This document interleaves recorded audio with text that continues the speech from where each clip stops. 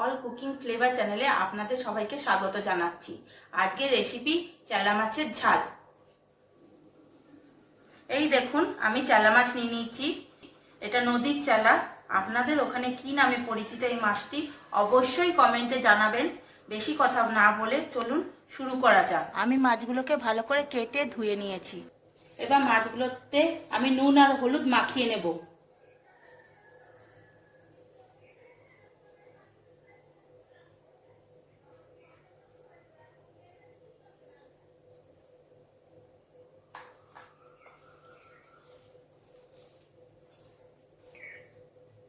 নুন আর হলুদ দেখুন মাখানো হয়ে গেছে।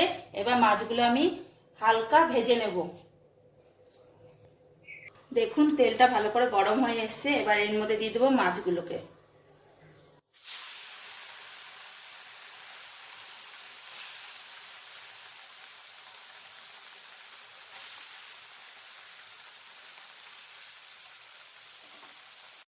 মাছগুলোর এক সাইড ভাজা হয়ে গেছে, উল্টে আর এক সাইড ভেজে নেব।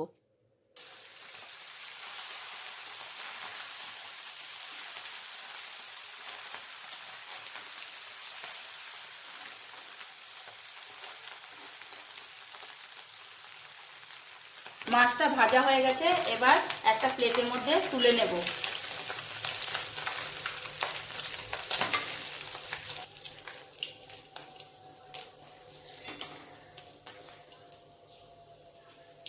দেখুন মাছটা কি সুন্দর ভাজা হয়ে গেছে। আমি একটি মশলা তৈরি করে নেব মাছটা করার জন্যে।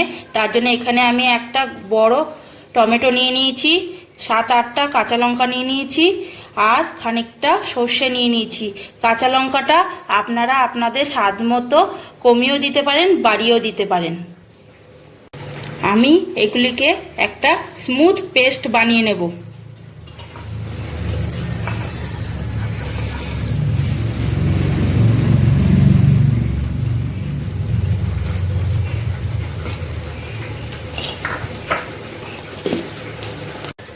দেখুন পেস্টটা আমি করে নিয়েছি।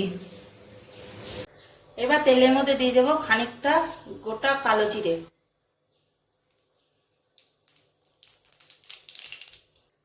এবার আমি মাছটা ঢেলে দেব।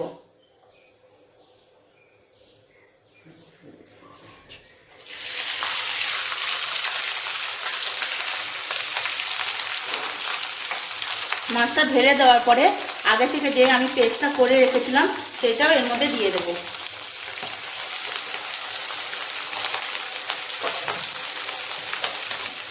পেস্টটার মধ্যে আরেকটু জল দিয়ে সেটাও দিয়ে দেব।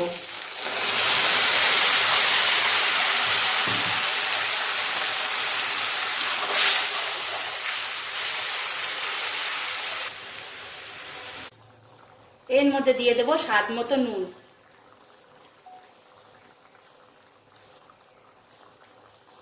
হাফ চামচেরও একটু কম হলুদ গুঁড়ো।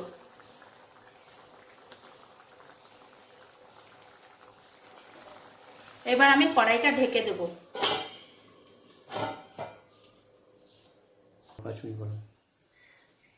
ফিরে এলাম 3-4 মিনিট বাদে।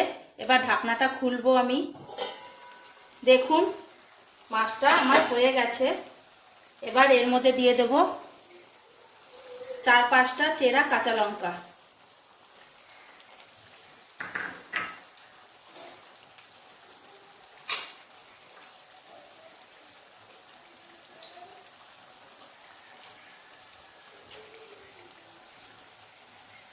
উপর থেকে ছড়িয়ে দেবো সামান্য কাঁচা সর্ষের তেল। গ্যাসটা বন্ধ করে এবার আমি ঢেকে রাখবো।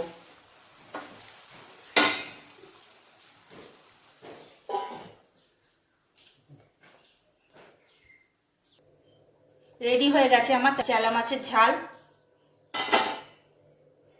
এবার এই প্লেটটার মধ্যে তুলে নেব।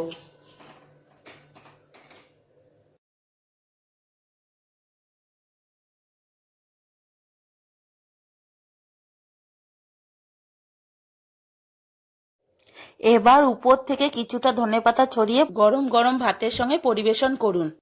আমার এই ভিডিওটি যদি আপনাদের ভালো লেগে থাকে তাহলে অবশ্যই একটা লাইক, সাবস্ক্রাইব অ্যান্ড কমেন্ট করবেন আর পাশে থাকা বেল নোটিফিকেশনটা অন করে রাখবেন